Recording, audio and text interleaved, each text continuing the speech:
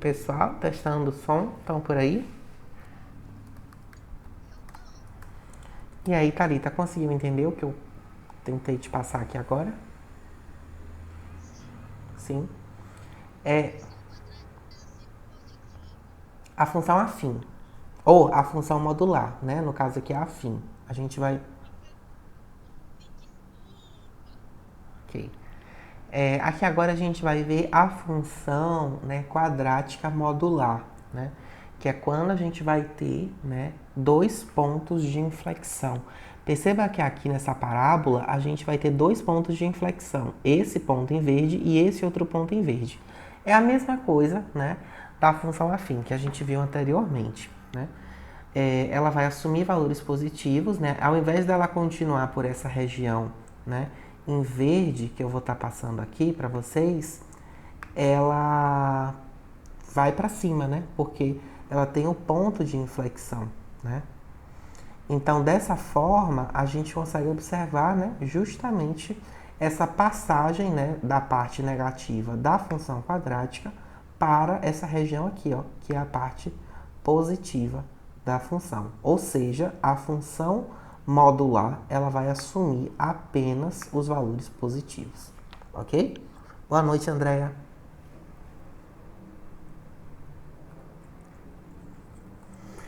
Então, a fórmula da função quadrática, né, modular, vai ser justamente a mesma fórmula da função quadrática, só que entre módulos. Então, abre módulo, ax ao quadrado mais bx mais c fecha módulo, tá?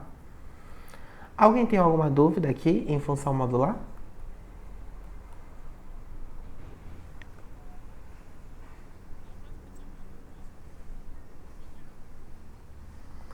É, eu gravei essa parte, porque eu já falei bastante coisa, Andréa.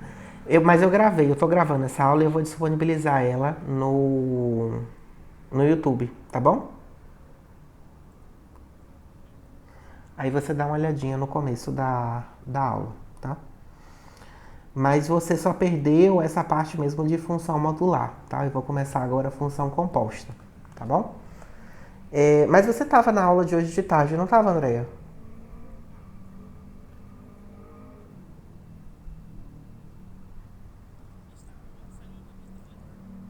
Ah, entendi, entendi. Porque eu também eu dei a mesma aula hoje de tarde. Mas vamos lá. Mas vai ser bom que vai ficar gravado para vocês. A função composta. Quando a gente fala de função composta, a gente está falando de uma função dentro da outra, né? Então, por exemplo, eu tenho aqui a função f de x igual a 4x mais 2 e a função g de x igual a 12x mais 2, né? Ou seja, é uma função dentro da outra. Quando eu quero calcular, por exemplo, uma função dentro da outra, eu coloco literalmente, substituo onde tem x uma outra função. E aí, dentro das funções compostas, a gente tem duas entidades que a gente chama de Fog e Goff, né? São os famosos Fog e Goff. Fog é f de g de x e Goff é g de f de x. O que é isso, professor? Percebam aqui que a gente vai calcular o Goff, que seria g de f de x, né? A função, né, g de x é justamente, né, 12x mais 2, tá? Que eu dei aqui em cima para vocês, ó. 12x mais 2.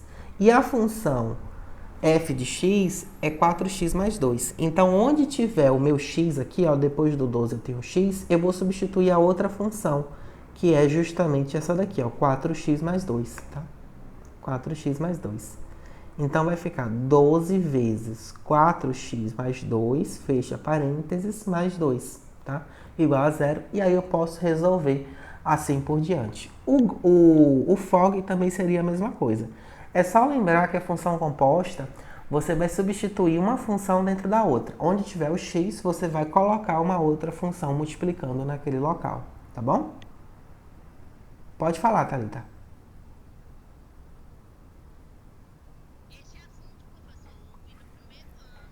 Aham. Teve bastante. Beleza, mas tá conseguindo compreender aqui essa parte do Fog Goff que eu acabei de te falar? Tá? Teve o quê?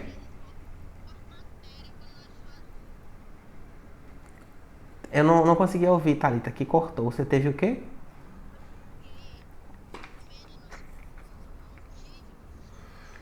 Ah, entendi. Entendi. É complicado. Complicado mesmo. Então, vamos dar continuidade aqui, né? A gente vai falar um pouquinho agora sobre o que seria a função inversa. Boa noite, Bruna. A gente vai falar um pouquinho sobre o que seria essa função inversa. A função inversa, pessoal, como o próprio nome diz e como várias outras funções que a gente já viu, né, na aula de hoje, é justamente o que ela se propõe, né, na sua classificação. Ela vai inverter alguma coisa. E isso que ela vai inverter é justamente o valor do x e o valor do y. Na função inversa, o x vira y e o y vira x, tá? Então, por exemplo, eu tenho aqui a função y igual a 2x mais 1. Eu quero calcular a inversa dessa função. O que é que eu faço, professor? Eu vou pegar e vou, ao invés de isolar o y, que o y está aqui isoladinho, a gente vai isolar o x. Então, vai ficar y menos 1, porque esse mais 1 passa para o lado de cá como menos 1, igual a 2x, né? Esse x aqui agora, que está multiplicando, ele passa para baixo do y menos 1, dividindo.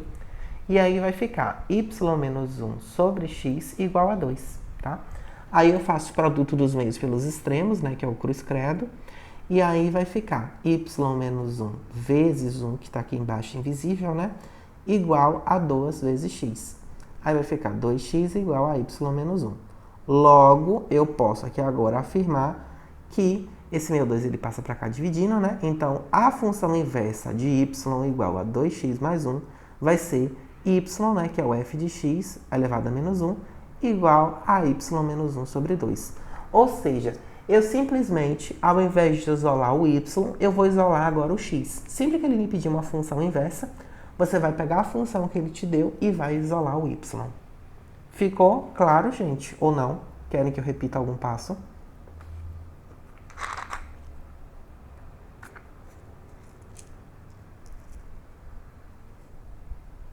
E esse silêncio mortal aí? Se tiver dúvida, podem falar. Andréia tá conseguindo acompanhar? Bruna? Sim. Bruna, então, Bruna e Andréia que chegaram depois, né, que a gente já tinha começado a aula, eu falei o seguinte, que quando a gente terminou, né, cálculo de fórmula, pelo cronograma, né, de aprendizado, gente, a gente deveria ver conjuntos. Só que a gente já tinha estudado conjuntos, né? Então, o que é que eu fiz? Para poder não dar de novo uma aula de conjuntos e corrigir as mesmas questões que eu já tinha passado para vocês e já tinham corrigido, eu passei logo para funções. E funções a gente também já tinha estudado uma boa parte. A gente já tinha... Isso, a gente já tinha estudado metade, né, do conteúdo, que foi função afim e função quadrática. Aí faltava só essa parte final aqui desses outros tipos de função, que são bem rapidinhos. E aí a gente finaliza a função. Aí hoje eu vou finalizar funções. E aí para vocês, para casa e para semana, vai ficar a lista de conjuntos, né? Caso alguém ainda tenha alguma dúvida, queira tirar dúvida de alguma questão, né? Mas são aquelas mesmas questões que eu já passei para vocês há um mês atrás, né? Que a gente já até corrigiu muitas. E a lista de funções. E a lista de funções, que também está disponível no Drive, metade da lista vocês já fizeram, que são aquelas questões de função afim e função quadrática, entendeu? Aí essa parte de função afim, função quadrática, conjuntos, para poder não dar uma aula igual novamente, quando a gente for fazer a revisão lá próximo do Enem, eu faço uma revisão um pouco mais rápida com vocês, só para vocês relembrarem alguns conceitos, caso tenham esquecido, tá bom?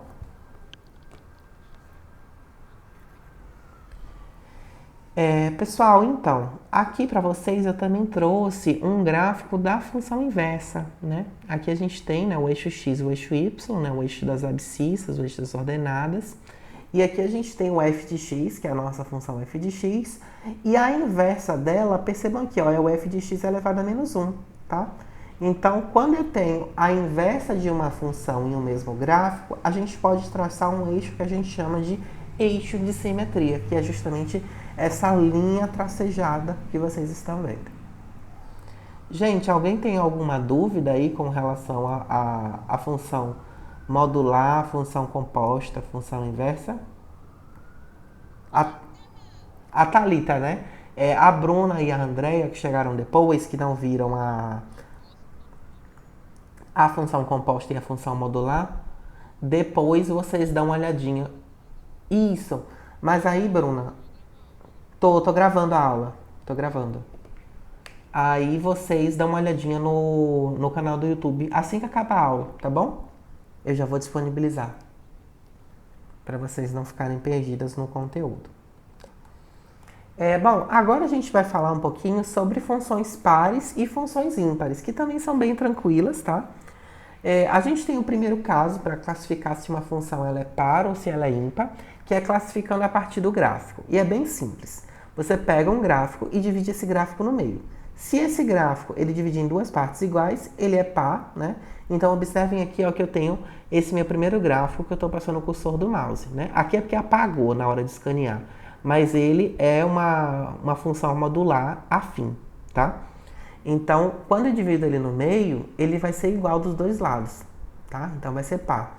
Essa daqui agora é uma função ímpar, porque observem aqui ó, que eu tenho essa reta e quando eu divido no meio, eu não tenho duas partes iguais. Percebam que essa parte aqui ó, que eu estou riscando está indo para cima e essa parte aqui que eu estou riscando está indo para baixo, tá?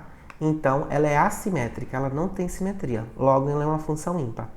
Ficou clara essa parte de classificar em função par e função ímpar a partir de gráfico, gente? Sim, Andréia, Thalita, Tainã?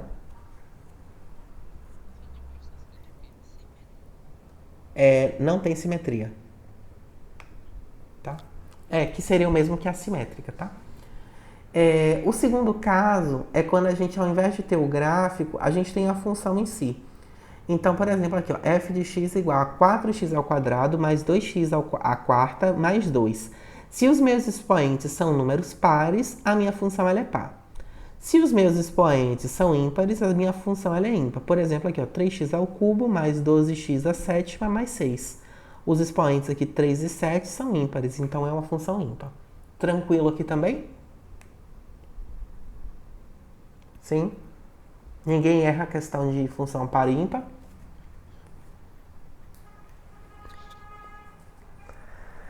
Bom, vamos lá. Olha os cachorros latindo. Aí é na casa da Bruna, né? Tem bastante cachorro aí, Bruna, na sua casa? Tem bastante cachorro. Tem bastante cachorro. Bom, a gente vai falar agora sobre a função recíproca, tá? É uma função que de vez em quando ela aparece e ela tem esse formato aqui, ó. É uma função bem diferentona e ela pode ter esse formato aqui ocupando o primeiro e o terceiro quadrante, que seria na fórmula f de x igual a 1 sobre 2 ao quadrado, e poderia ter essa segunda forma aqui, ocupando o segundo e o quarto quadrante, que seria nesse formato aqui de fórmula f de x igual a 1 menos, menos 1 sobre x ao quadrado. Tudo bem?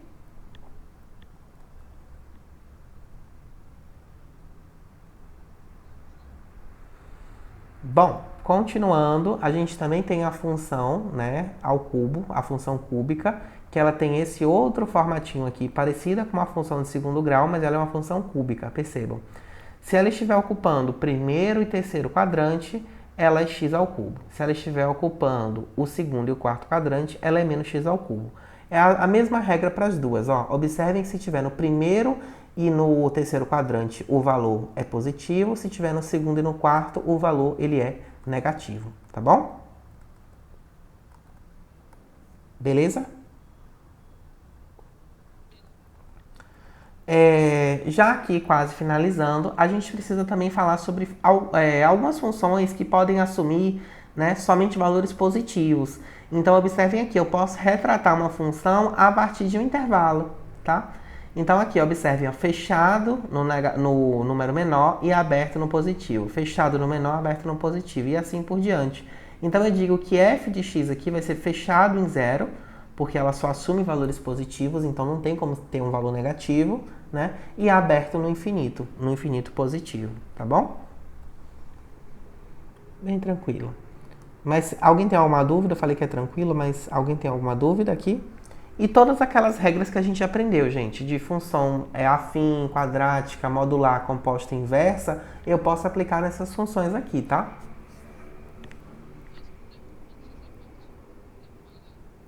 Posso.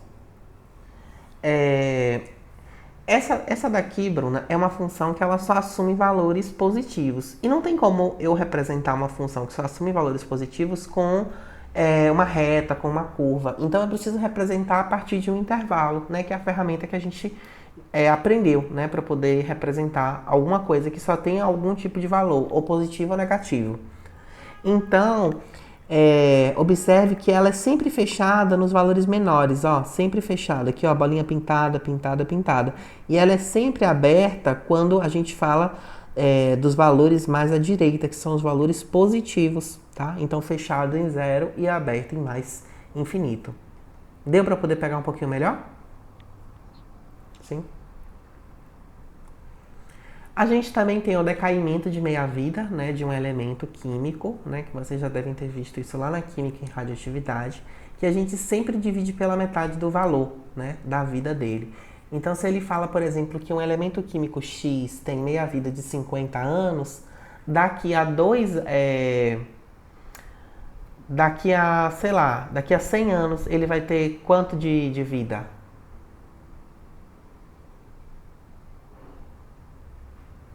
Ele vai ter metade, né? Deu para entender isso ou não?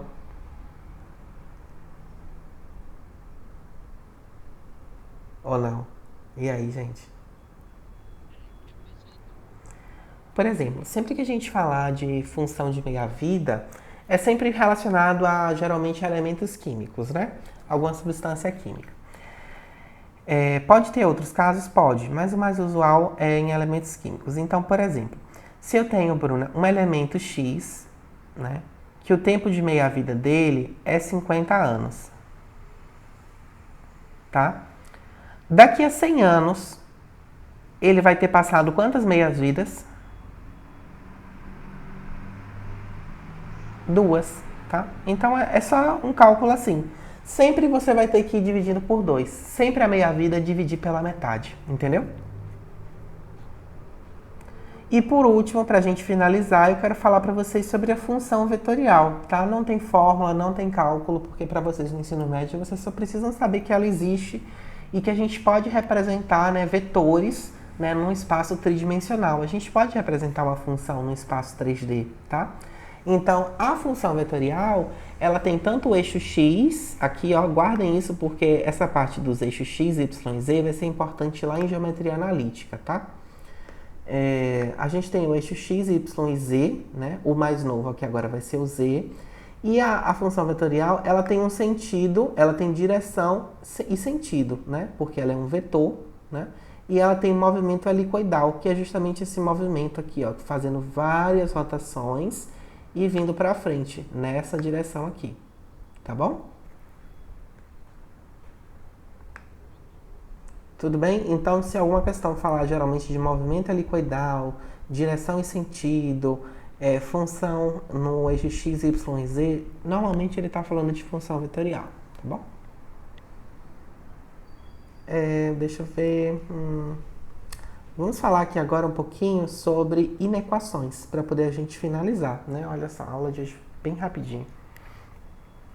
As inequações, pessoal, são outras formas de representar, né, expressões, só que ao invés de representar com sinais de igualdade, a gente representa com sinal maior que, menor que, ou somente maior ou menor, né?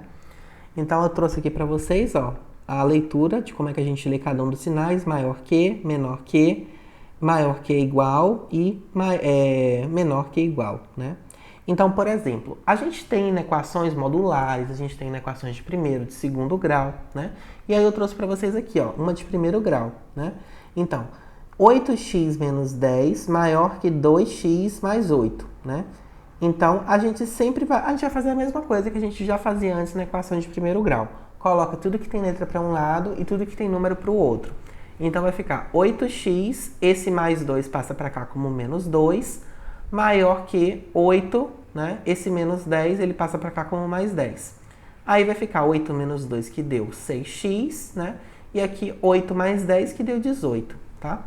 Então esse 6 ele passa para cá dividindo, vai ficar x maior que 18 sobre 6, que dá 3. Ficou claro até aqui? Alguma dúvida? Não? É só fazer o que a gente já fazia com a igualdade, só que ao invés de ter uma igualdade, tem um outro sinal aqui, tá? Aí eu tenho uma observação para falar para vocês. Caso fique negativo e a gente precise multiplicar por menos 1, eu vou inverter o lado do sinal, tá? Então, lembra daqueles casos que ficavam negativos dos dois lados da equação, que a gente multiplicava por menos 1?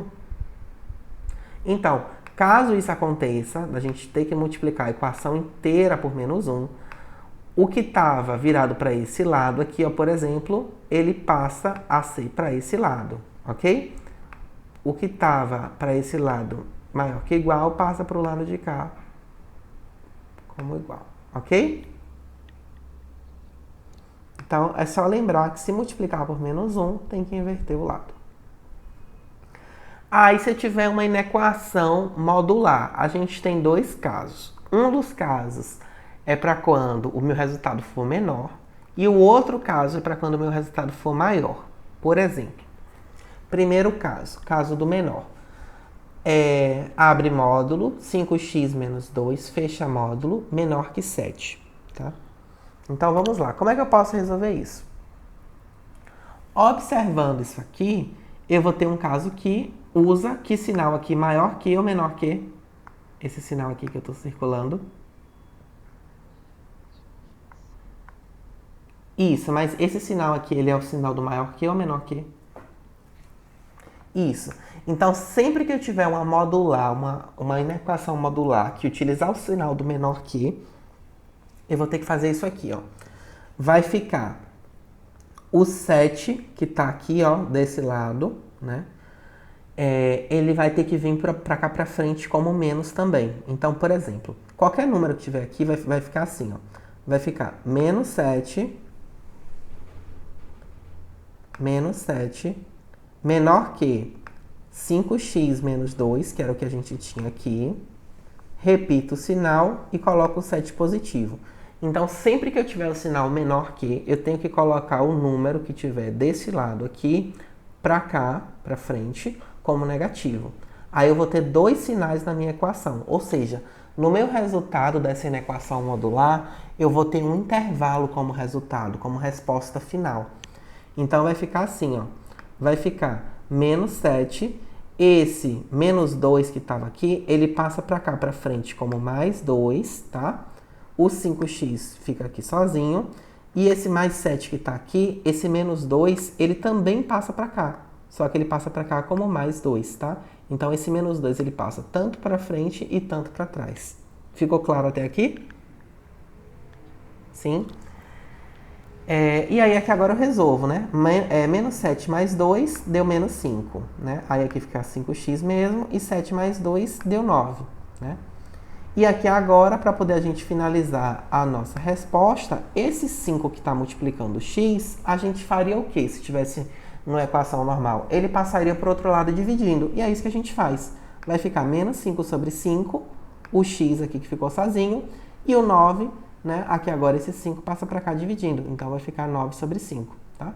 Aí eu posso simplificar, né? Menos 5 sobre 5 dá menos 1, né? 9 sobre 5 não tem como simplificar, então o meu resultado ficou menos 1 menor que x menor que 9 sobre 5. Um pouco confuso?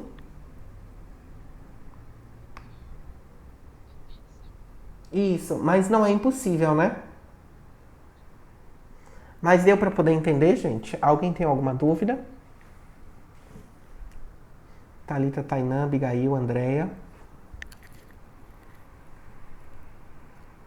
Tá dando? Não? Ok. Então, vamos agora para o segundo caso, que é o caso do maior que, né?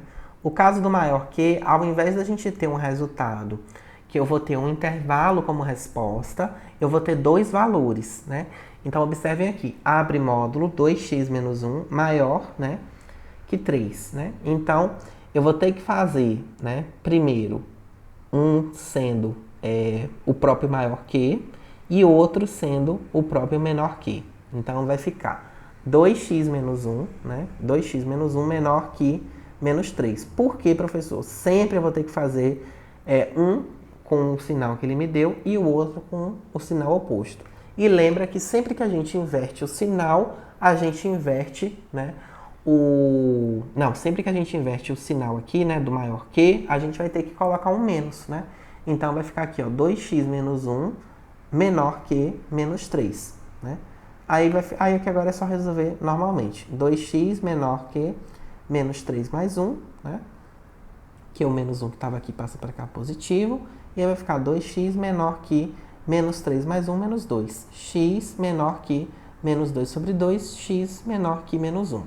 Achei o primeiro resultado. E o segundo resultado é mais fácil. Por quê? Porque eu não preciso inverter sinal, então não preciso colocar sinal nenhum negativo, em lugar nenhum. Então vai ficar 2x menos 1 maior que 3. Então vai ficar aqui, ó, 2x, esse menos 1 passa para cá como mais 1, então 3 mais 1 deu 4. E aí esse 2 que estava aqui multiplicando, passa para cá dividindo. Vai ficar x maior que 4 dividido por 2, x maior que 2. Esse é o meu segundo resultado. Gente, muita gente erra a questão de vestibular porque esquece que quando eu tenho uma inequação modular, eu preciso fazer duas equações, eu tenho duas respostas. E o pessoal erra mais essa daqui, ó, tá? Porque a outra é mais simples, né? É só você simplesmente resolver, né? Agora, difícil é você lembrar que você vai ter que fazer duas equações, né? Duas inequações. E em uma delas você vai ter que inverter o sinal. E invertendo o sinal, você tem que também inverter o sinal aqui, ó, do número. Ok? Ficou claro, gente? Alguém tem alguma dúvida?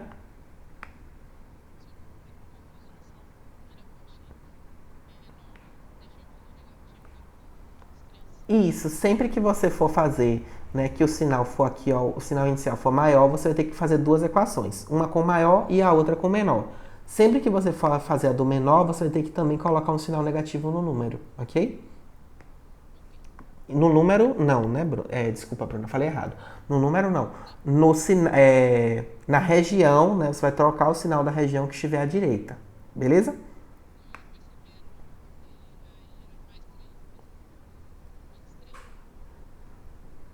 Calma, peraí.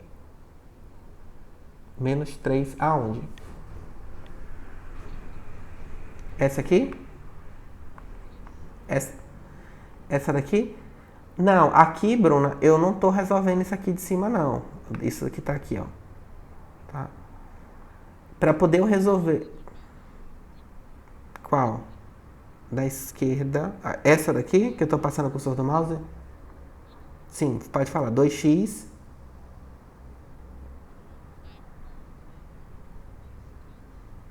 Isso, porque já tinha menos 3 aqui, ó. E aí esse menos 1 passa pra cá como mais 1, entendeu? Beleza. Pessoal, e aí? Estão conseguindo acompanhar? Tchan, tchan, tchan, tchan.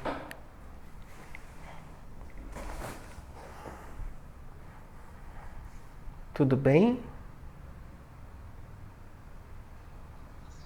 Silêncio. Tô achando estranha essa aula de hoje, hein? Tá assustador?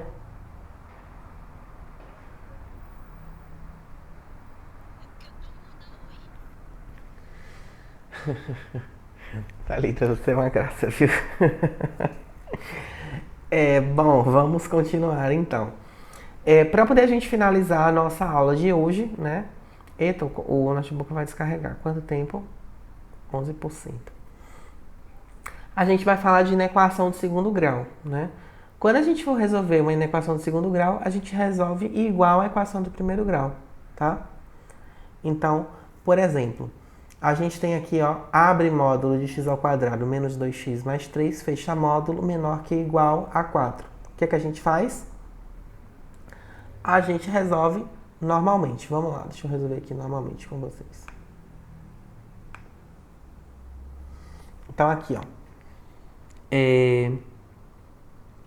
vai ficar, né, x ao quadrado menos 2x mais 3. Esse 4 que está aqui, né, ele passa para cá, passou para cá, ficou mais 4, maior que ou igual a 0, e aí eu aplico o delta e Bhaskara, tá?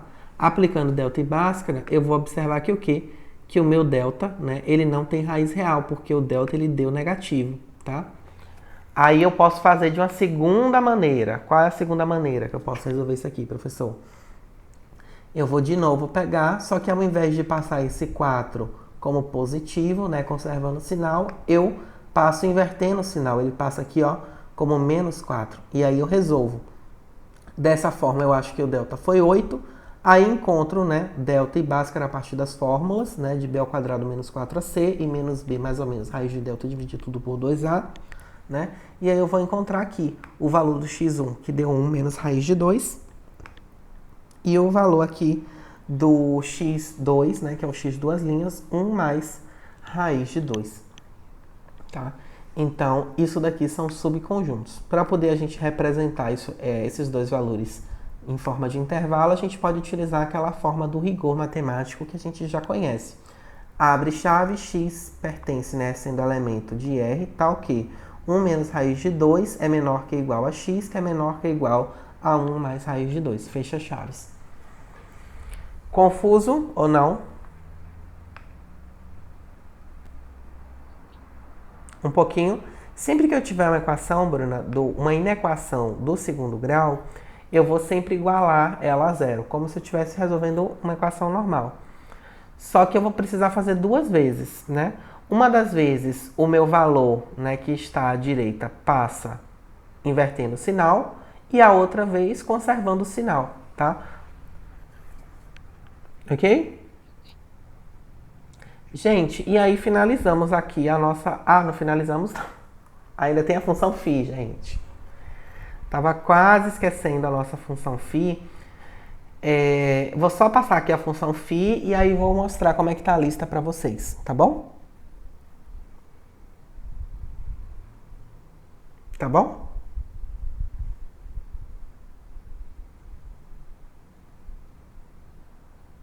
Deixa eu ver aqui. Caiu o som, foi?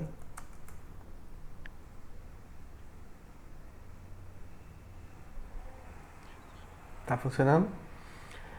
A função φ. A função φ pode vir, né, com essa letra grega aqui, ó, que é o próprio φ, tá? Parece um Q.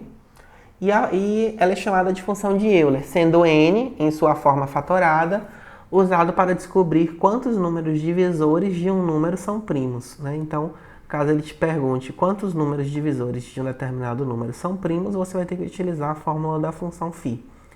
A fórmula da função π é p, né, que é o mesmo que y, f de x, qualquer coisa assim, igual a n, que é o número que você quer descobrir, vezes a menos 1 dividido por a, vezes b menos 1 dividido por b, e assim por diante. Onde esse meu a, esse meu b, meu c e assim por diante é a base da fatoração. Como assim a base da fatoração? Você vai fatorar um número, né? Por exemplo, 2, né? Então, aqui ó, vai ficar... 2 não, porque tá muito fácil. Vou pegar aqui 16, tá? Então, 16... Ah, tem um exemplo aqui embaixo.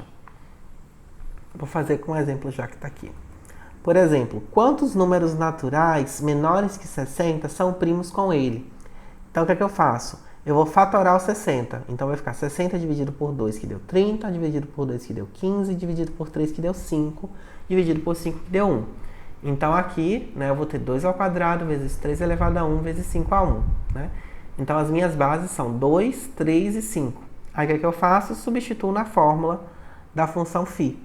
Vai ficar φ de 60 igual a 60, que é o n, né, que é o número que eu quero descobrir, vezes 2 menos 1, que é a base aqui, ó, 2, menos 1 dividido por 2, vezes 3 menos 1, que é a base aqui, vezes, a próxima base é 5, então vai ser 5 menos 1 dividido por 5.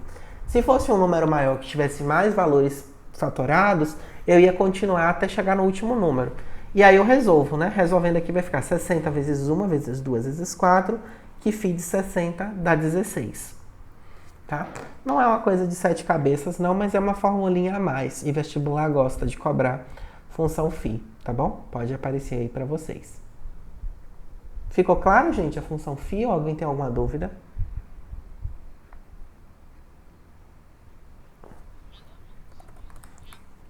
O que você não entendeu, Bruna? Deixa eu ver aqui, deixa eu voltar aqui na fórmula. O que você não entendeu daqui? Ah, entendi. Sabe o que você pode fazer, Bruna? Você pega um post-it e aí você anota essas fórmulas principais, né?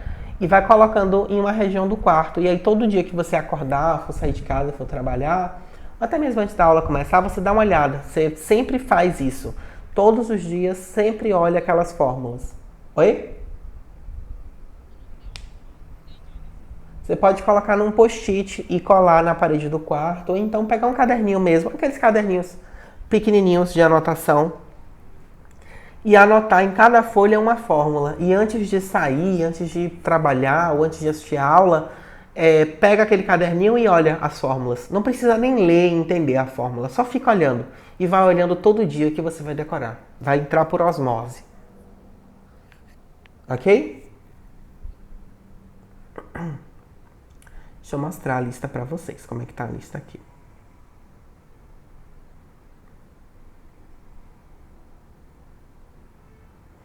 E a função, lembrando que também eu estou disponibilizando para vocês a lista de conjuntos, tá?